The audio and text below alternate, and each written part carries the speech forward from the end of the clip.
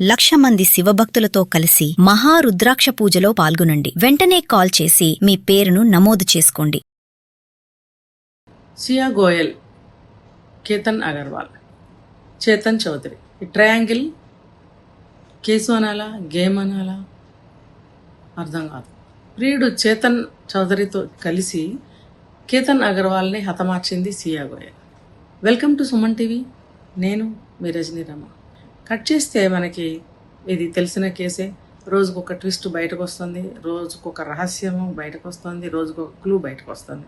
ఏమిటి ఈ సియా గోయల్ చేసినటువంటి నేరం అని అంటే, చాలా నేరాలు ఇందులో కనిపిస్తున్నాయి, చాలా తప్పులు కూడా కనిపిస్తున్నాయి.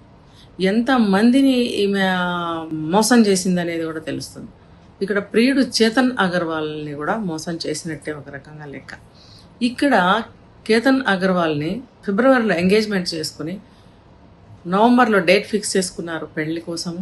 అదట్టు ఉదయపూర్ వెళ్ళి అక్కడ 17 కోట్లు ఖర్చు పెట్టి అరేంజ్మెంట్స్ అన్ని చేస్తున్నారు. ఇంకా 2-3 నెలల్లో వీళ్ళకి మ్యారేజ్ కూడా అవ్వబోతోంది. ఇలా ఉన్నప్పుడు ఇరు కుటుంబాల వాళ్ళు ఎంతో సంతోషంగా ఉన్న సమయంలో ఈవిడ ఏం చేసిందంటే, ఇద్దరు కాలేజ్ మేట్స్ని తీసుకుని రిజిస్ట్రార్ ఆఫీస్కి వెళ్ళి వాళ్ళ సాక్షి సంతకాలతోటి ఈ చేతన్ చౌదరి ఎవరైతే ఉన్నాడో అతన్ని వివాహం చేసుకోవడం జరిగింది. ఇక్కడ ఈ ప్రాసెస్కి కూడా నాకు తెలిసి కనీసం మినిమం ఒక 1 మంత్ పడుతుంది. ఈ 1 మంత్లో కూడా ఎవ్వరు ఆ అబ్బాయి కానీ చేతన్ కానీ సియా కానీ ఎక్కడ కూడా బయట పడలేదు. తర్వాత ఇంట్లో కూడా ఎవరికి తెలియకుండా రహస్యంగా వీళ్ళు తిరుగుతూ ప్లాన్ చేస్తూ వాళ్ళ పెళ్లి ఏర్పాట్లు చేసుకున్నారు. దీనికన్నా ముందు ఇక్కడ చేతన్కి కూడా బహుశా తెలుసో లేదో తెలీదు. ఈ సియా గోయల్ మాత్రం పెళ్లి చేసుకున్న తర్వాత ఇంకా మేమిద్దరం భార్యాభర్తలం కాబట్టి కేతన్ అగర్వాల్ని అడ్డు తీసేయాలి, ఓకే, పెళ్లి చేసుకోవటం కంటే అడ్డు తొలగించుకోవటం బెస్ట్ అని చేతన్ తోటి సియా చెప్పినట్టుగా మనకు తెలుస్తుంది. అంటే నువ్వు అదంతా ఎంగేజ్మెంట్ చేసుకుంటే సగం పెళ్ళి అయిపోయినట్టు లెక్క. మళ్ళీ ఇక్కడికి వచ్చి ఈ అబ్బాయిని వివాహం చేసుకున్నావు, చేసుకున్నప్పుడైనా సరే నువ్వు ఇంట్లో చెప్పావా? ఏం నష్టం జరుగుతుందండి? మహా తల్లిదండ్రులు బాగా స్ట్రిక్ట్ అంటే 4 దెబ్బలేస్తారేమో కానీ పెళ్ళి అయిపోయిన తర్వాత అమ్మాయిని ఇంకేం చేయగలరు? ఏదో ఒకటి చెప్పి కేతన్ అగర్వాల్ వాళ్ళని సమర్థించి వాళ్ళని బతిమలాడుకునేవాళ్ళు. ఈ అమ్మాయి తెలివితేటలు లేవా, లేకపోతే తన విషయాలు బయటపడతాయి అనుకుందా? తన విషయాలు ఎటు బయటపడతాయి? అంత అజ్ఞాని అవివేక ఈ అమ్మాయి. అసలు మెచ్యూరిటీ లేదని అనిపిస్తుంది. పోనీ చేతనైనా కాస్త బుద్ధి తెలివితేటలు ఉన్నాయంటే ఇక్కడ ఆ అబ్బాయికి కూడా లేవనే అనిపిస్తుంది. ఆ అబ్బాయి దురాశ ఏంటంటే, మేబీ ఒక ఆశ అవ్వచ్చు, దురాశ అని చెప్పలేము, ఆశ అవ్వచ్చు. ఈ అమ్మాయిని పెళ్లి చేసుకుంటే ఆస్తి అంతా తనదవుతుంది, అనుభవించవచ్చు అని కూడా ప్లాన్ చేసి ఉంటాడు. ఆ అమ్మాయి ఏదంటే దానికి తల ఊపాడు. సరే, ఇద్దరు కలిసి చంపేశారు. ఈ పెళ్లి చేసుకున్న విషయము ఇది ఎంత పెద్ద విషయం అండి. జీవితంలో మనిషికి 2 పెద్ద విషయాలు ఉంటాయి, 2-3 ఉంటాయి. ఒకటి జీవితం సెటిల్మెంట్, లైఫ్ సెటిల్మెంట్. రెండవది పెళ్లి చేసుకోవడము. ఇంకా మూడవది చెప్పాలంటే ఇల్లు కట్టడం. ఈ 3 పెద్ద టాస్క్లు అని చెప్పుకోవాలి. ఇవి జీవిత గమ్యాలని కూడా చెప్పుకోవచ్చు. ఇవి ఎవరికైనా సరే వాళ్ళ లైఫ్ ఒక స్థాయికి వచ్చింది అని చెప్పుకోవడానికి ఒక స్టాండర్డ్స్ అన్నమాట. సో ఇలాంటప్పుడు నువ్వు ఇంత పెద్ద పని చేసినప్పుడు ఇంట్లో వాళ్ళకి ఏమని చెప్పాలి? నా పెళ్ళి అయిపోయిందన్నా, నాకు ఇష్టం లేదని చెప్పినా మీరు ఇక్కడ సెటిల్ చేశారు, నాకు అందుకని చేసేసుకున్నానంటే సరిపోయేది. అసలు ఎండ్ కార్డు పడిపోయేది అక్కడే. అసలు ఏమన్నా బుద్ధి తలకాయ ఉందా ఈ అమ్మాయికి ఈ పని చేయడం ఏంటి? ఇప్పుడు ఒకసారి అబార్షన్ అయింది చేతన్ తోటి, మళ్ళీ రెండోసారి ఇప్పుడు ప్రజెంట్ క్యారీయింగ్. సో ఆ కేతన్ని లేపేసిన తర్వాతనే ఈ అమ్మాయి ప్రెగ్నెంట్ అయిందేమో బహుశా.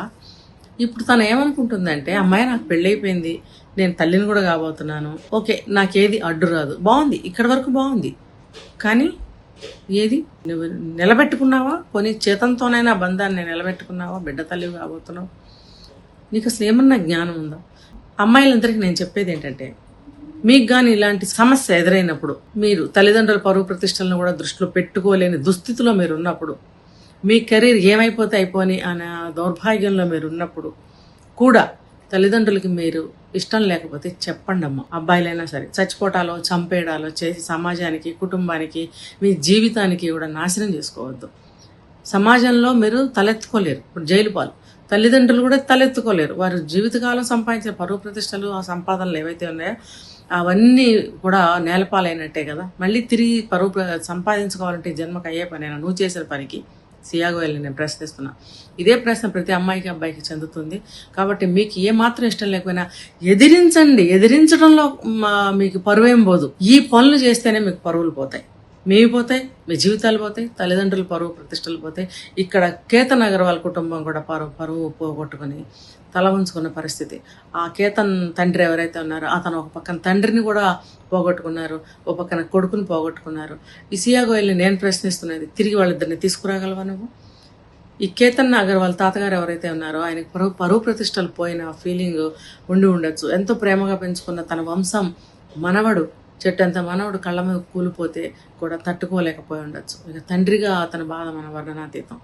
ఇలాంటి పరిస్థితుల్లో నువ్వు కుటుంబాన్ని పడేసావు అంటే నువ్వేం ఆడపిల్లవి? ఇలాంటి ఆడపిల్లలు సమాజంలో చాలా మంది ఉన్నారు. నేను హెచ్చరిస్తున్నాను, ఒళ్ళు దగ్గర పెట్టుకోండి. మీకు ఒళ్ళు బలిసి ప్రేమించారా, ఎవరితోనన్నా తిరిగారా చెప్పి ఏడవండి కొంపలో. చెప్తే అప్పుడు నిర్ణయిస్తారు వాళ్ళు. ఇంకా మన చట్టాలు కూడా ఉన్నాయి. 18 సంవత్సరాల తర్వాత మీ ఇష్టం వచ్చినట్టు మీరు చెలరేయాలనుకుంటే వెళ్ళిపోండి. తల్లిదండ్రులతో ఇక మీకు ఆస్తిపాస్తుల్లో కానీ ఎక్కడ కూడా ఎటువంటి సంబంధాలు హక్కులు ఉండవని సుప్రీంకోర్టు కూడా మనకి తీర్పు ఇచ్చింది. కాబట్టి ఈ చట్టాలను కూడా తెలుసుకుని చావండి, తెలుసుకుని జాగ్రత్తగా మసులుకోండి.